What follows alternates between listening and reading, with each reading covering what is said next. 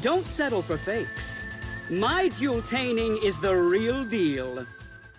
Hey everyone, it's mekklord and welcome to my quick guide to timelords. Timelords is an archetype of level 10 fairy monsters. Most of them have 0/0 stats. I think 2 of them has like 4,000, but it doesn't really matter.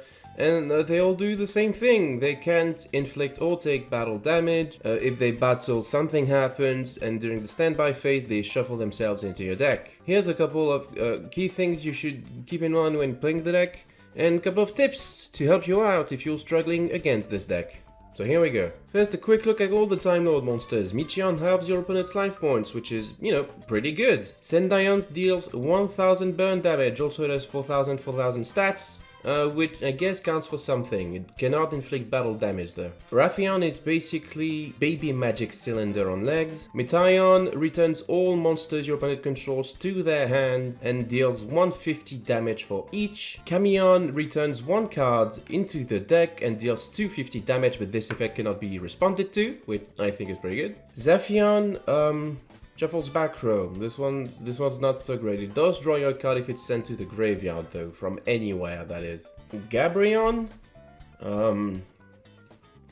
it's not really good. Don't play Gabrion. Aelon, Aelon is bad too. Don't play this one. Lazion, I guess it's decent. He gets some inevitability into this deck. Shuffles all cards into the graveyard, which can mess up with some strategy. I guess, yeah, this one sounds not bad. Sadion basically heals you. I don't think it's necessary, but it's there. And first boss monster, Cephalon, the ultimate Time Lord, basically just summons Time Lords and make their attack for 1000. It's kind of anti-synergetic with the rest of the deck, to be honest. Time Lord Progenitor Vorpgate, I didn't even know existed, so I don't think you should be playing this one. Time Maiden is a pretty good card. It basically fetches a Time Lord for free, means you don't have to play a bad skill like Heavy Starter in order to ensure your plays, get started.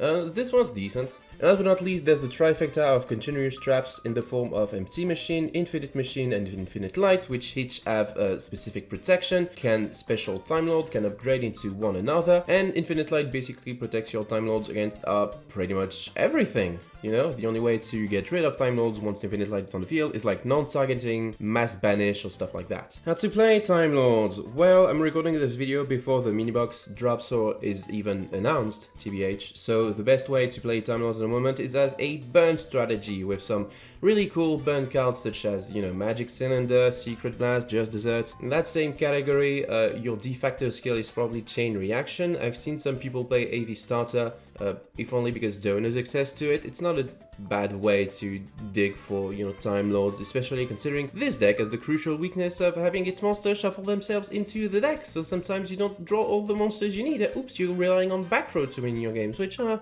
maybe not ideal. Other cool cards you can be considering for this deck outside of burn cards include Part of Duality in order to help you draw for missing pieces, Celestial Transformation, which summons a Time Lord from hand for basically free, Forbidden Lance, which is a way to dodge back row, which is like the one weakness that Time Lords have, and Medolce Knight if you wanna lose the game immediately. If you have trouble defeating this deck, consider this. Time Lord monsters can still be targeted and still be removed from the field by non-destructive effect. Karmic Arts, Compulse, Bryonac, Super Parley. There's so many ways that I'm just gonna post the meme that resonates with like posted on Duel Links Meta to show you that Time Lords are just really not that good.